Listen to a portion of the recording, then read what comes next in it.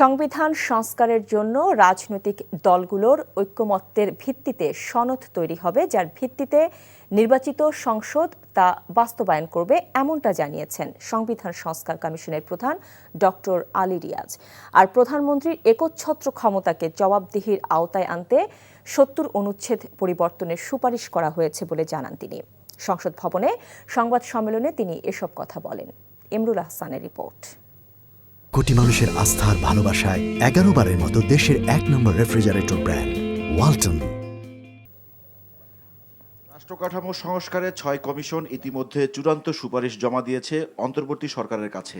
তবে নির্বাচনের আগে অন্য কমিশনের সুপারিশ কিছু বাস্তবায়ন করা গেলেও সংবিধান সংস্কারের জন্য অপেক্ষা করতে হবে পরবর্তী সংসদের জন্য।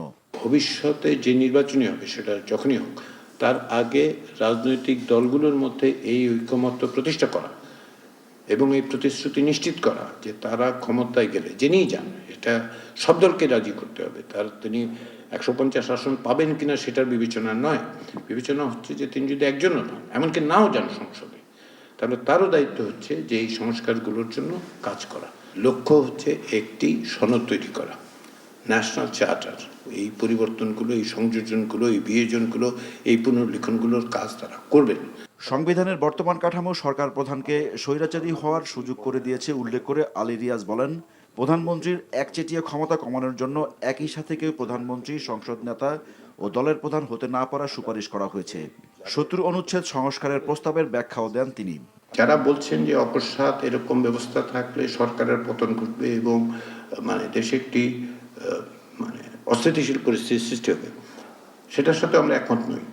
যে ব্যক্তি তার নিজের দলের কাছে জবাবদিহি করতে বাধ্য না, একবার যদি প্রধানমন্ত্রী হন তিনি আর জবাবদিহি করতে বাধ্য না, এই যে পরিস্থিতি, এ থেকে বেরোবার পথটা কি? ৭০ অনুচ্ছেদ অবিকৃত অবস্থায় রেখে তার কোনো পথ পদ্ধতি আবিষ্কার করা যায়নি।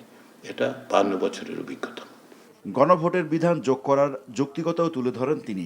বাংলাদেশে যতবার সংবিধান সংশোধিত হয়েছে, কোনোবারই যারাই ক্ষমতায় থেকে এটা করেছেন তারা নির্বাচনের আগে এই ম্যান্ডেট জনগণের কাছ থেকে নেননি যে তারা সংবিধান সংশোধন করবে।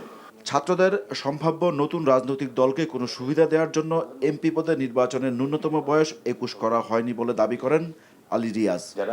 Imrul Ahsan, NTV news, Dhaka. কোটি মানুষের আস্থার ভালোবাসায় 11 বারের মতো দেশের 1 নম্বর রেফ্রিজারেটর ব্র্যান্ড ওয়ালটন।